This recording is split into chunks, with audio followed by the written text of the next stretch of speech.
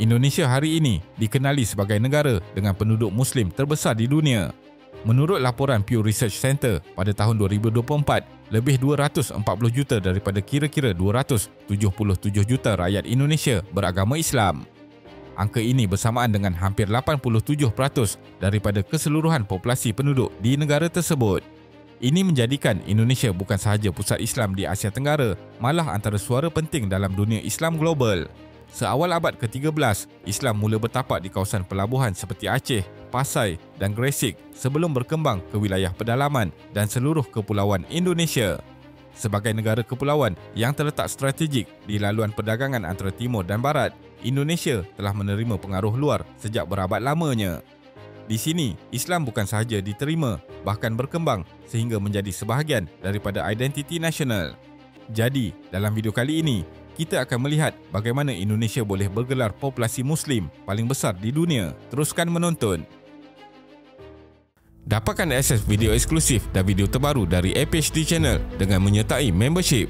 Tekan link di bawah dan pilih eksklusif video. Terdapat lebih banyak dokumentari yang menarik di sini. Kehadiran Islam di Kepulauan Nusantara bermula sekitar abad ke-13 Masihi dan dipercayai bermula di bahagian utara Sumatera.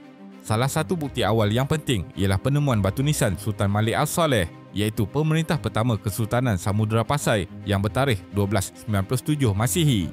Ini membuktikan bahawa Islam telah bertapak secara rasmi di wilayah itu lebih 700 tahun yang lalu, menjadikan Samudra Pasai sebagai antara kerajaan Islam terawal di Asia Tenggara. Tidak seperti penyebaran Islam di Timur Tengah atau Afrika Utara yang banyak berlaku melalui penaklukan, Islam di Nusantara disebarkan melalui pendekatan damai, iaitu perdagangan, dakwah dan perkahwinan. Para pedagang Muslim dari Arab, Parsi, India dan Gujarat memainkan peranan penting dalam proses ini. Pedagang Muslim ini bukan sahaja membawa barangan seperti kain, rempah dan emas ketika berlabuh, tetapi juga menyebarkan nilai-nilai Islam melalui tingkah laku, amalan sosial dan pendidikan. Masyarakat tempatan yang tertarik dengan akhlak mereka mula memeluk Islam secara sukarela, terutama apabila para pemimpin setempat turut menerima ajaran Islam. Penyebaran Islam turut disokong oleh pembinaan masjid, madrasah dan institusi keagamaan tempatan yang kemudian berkembang menjadi pusat ilmu yang penting di rantau ini.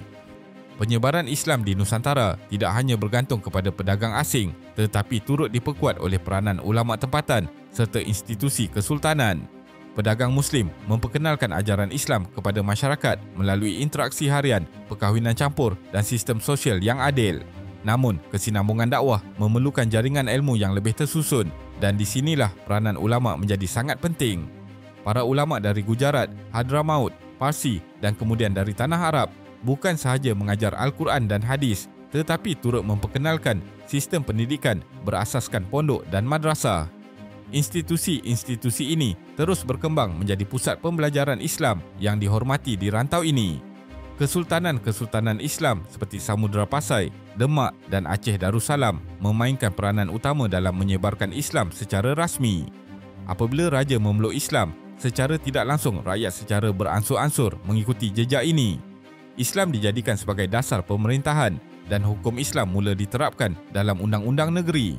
Hubungan diplomatik antara Kesultanan Nusantara dengan dunia Islam seperti Makkah dan Gujarat turut mengukuhkan kedudukan Islam secara institusi. Kombinasi kuasa ekonomi, intelektual dan politik ini menjadikan Islam bukan sekadar agama tetapi teras identiti masyarakat Nusantara. Salah satu faktor utama kejayaan Islam di Indonesia ialah kemampuannya untuk menyesuaikan diri dengan budaya tempatan. Dakwah Islam tidak berlaku secara konfrontasi tetapi melalui proses penyesuaian budaya yang halus dan berstrategi. Para ulama dan pendakwah tempatan memahami bahawa untuk diterima masyarakat, ajaran Islam perlu disampaikan dalam konteks budaya yang dikenali dan dihargai oleh masyarakat. Sebagai contoh, dalam masyarakat Jawa, konsep Islam dimasukkan ke dalam tradisi wayang kulit, seni gamelan dan hikayat tempatan. Tokoh-tokoh ulama seperti Wali Songo menggunakan bahasa Jawa dan simbol budaya setempat untuk mengajarkan nilai-nilai Islam tanpa menolak unsur tradisi secara mutlak. Pendekatan ini menjadikan Islam mudah diterima oleh masyarakat yang masih kuat dengan pegangan Hindu-Buddha sebelum itu. Bahasa Melayu yang menjadi lingua franca di rantau ini turut memainkan peranan besar dalam menyebarkan Islam. banyak kitab dan teks agama diterjemahkan ke dalam bahasa Melayu Jawi, menjadikan ajaran Islam lebih mudah difahami oleh masyarakat umum. Dengan itu, Islam tidak hanya menjadi pegangan peribadi tetapi turut membentuk cara hidup, nilai moral dan sistem sosial masyarakat Indonesia. Selepas itu, kedatangan kuasa penjajah seperti Portugis, Belanda dan Inggeris ke Kepulauan Nusantara membawa cabaran besar kepada kedudukan Islam di Indonesia. Menariknya, Islam tidak hanya benteng pertahanan tetapi menjadi asas utama gerakan penentangan terhadap penjajahan asing. Sejak abad ke-16, Portugis telah menawan Melaka dan memperkenalkan ajaran Kristian di rantau ini. Walaupun begitu, penyebaran Islam terus berkembang melalui peranan aktif kerajaan-kerajaan Islam lain seperti Aceh di Sumatera, Demak di Jawa Tengah dan Bantan. Ketiga-tiga wilayah ini kekal sebagai pusat Islam yang berpengaruh sekaligus meneruskan kesinambungan dakwah dan pengukuhan tamadun Islam di Nusantara selepas kejatuhan Melaka. Pada zaman penjajahan Belanda pula, kerajaan kolonial berusaha mengawal pengaruh ulama dan institusi keagamaan dengan memperkenalkan sistem pendidikan sekular dan kawalan terhadap madrasah. Walaupun begitu, ramai ulama tampil menentang penjajahan melalui gerakan keagamaan dan sosial. Antaranya termasuklah tokoh seperti Imam Bonjol, Pangeran Diponegoro dan Haji Agus Salim yang menggabungkan semangat nasionalisme dan nilai-nilai Islam dalam perjuangan mereka. Islam juga menjadi alat penyatuan rakyat yang ditindas dan institusi-institusi Islam tempatan menjadi tempat menyebarkan kesedaran politik dan sosial. Pendidikan pondok, khutbah Jumaat serta kitab-kitab berbahasa Melayu Jawi memainkan peranan besar dalam membentuk identiti kolektif umat Islam yang ingin merdeka. Seterusnya menjelang abad ke-20, Islam di Indonesia berkembang menjadi gerakan sosial dan politik melalui penubuhan organisasi seperti Muhammadiyah pada tahun 1912 dan Nahdlatul Ulama NU pada tahun 1926.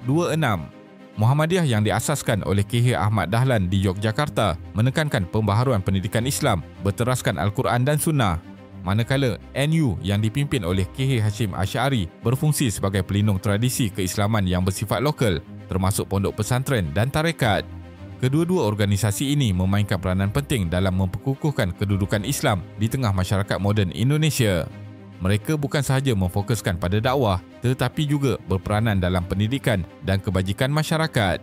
Semasa penjajahan Belanda dan Jepun, mereka menjadi penggerak utama dalam membina kesedaran masyarakat serta menyebarkan semangat kebangsaan di kalangan umat Islam. Selepas Indonesia mencapai kemerdekaan pada tahun 1945, tokoh-tokoh Islam ini turut terlibat dalam merangka asas negara.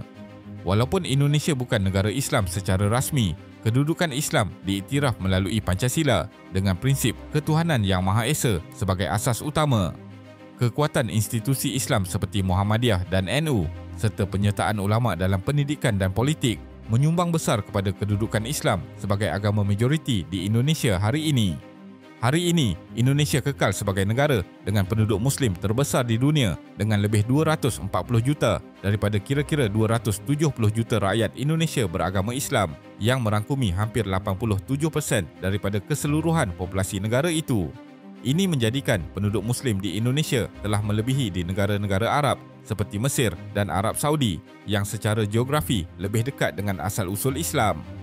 Kehidupan beragama di Indonesia sangat aktif di mana ribuan masjid berdiri di seluruh negara dengan organisasi Islam seperti Muhammadiyah dan Nahdlatul Ulama kekal memainkan peranan penting dalam pendidikan, kebajikan dan pembentukan dasar awam.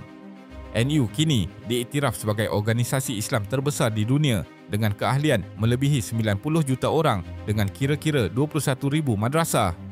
Di peringkat antarabangsa pula, Indonesia semakin dilihat sebagai suara Islam yang sederhana dan berimbang. Negara ini sering menekankan nilai toleransi, demokrasi dan kepelbagaian agama dalam pendekatannya. Peranan ini diperkuatkan oleh inisiatif seperti Religion of 20 R20 yang diasaskan oleh Nahdlatul Ulama untuk menggalakkan dialog antara agama di peringkat global. Kesimpulannya, kedudukan Islam di Indonesia sebagai agama majoriti bukan semata-mata hasil daripada warisan sejarah tetapi juga bukti kejayaan pendekatan dakwah dan berkembang secara semula jadi dalam masyarakat yang majmuk. Namun begitu, Indonesia kini berhadapan dengan pelbagai cabaran baharu seperti radikalisme, sentimen politik yang menggunakan agama sebagai alat serta ketegangan antara nilai tradisi dengan kebebasan beragama. Dalam konteks ini, masa depan Islam di Indonesia sangat bergantung kepada keupayaan umat dan pemimpinnya untuk mengekalkan pendekatan yang sederhana, inklusif dan terbuka.